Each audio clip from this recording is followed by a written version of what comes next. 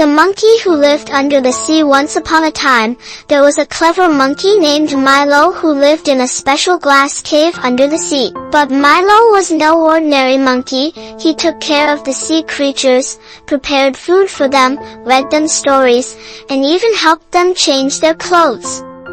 Milo's best friend was a colorful fish named Glowy. She was mischievous but had a kind heart. Every morning, as the soft rays of the sun reached the depths of the ocean, Milo would wake up and grab his toothbrush to clean the fish's teeth. He would say, "Clean teeth, healthy life."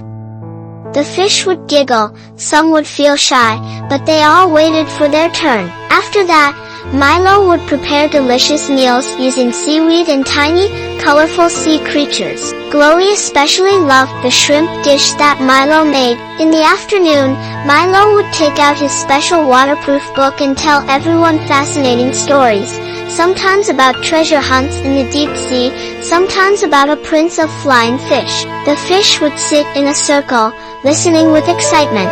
At night, when the moonlight shimmered on the ocean, Milo would help the little fish change their clothes so they could sleep comfortably. He would say, "Clean clothes, sweet dreams." The fish would be happy and thank him. Then Milo would lie down in his own bed, read a book, and drift into a peaceful sleep.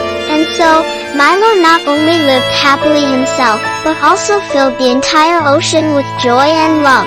That's why everyone considered him the most special monkey. Thanks for watching.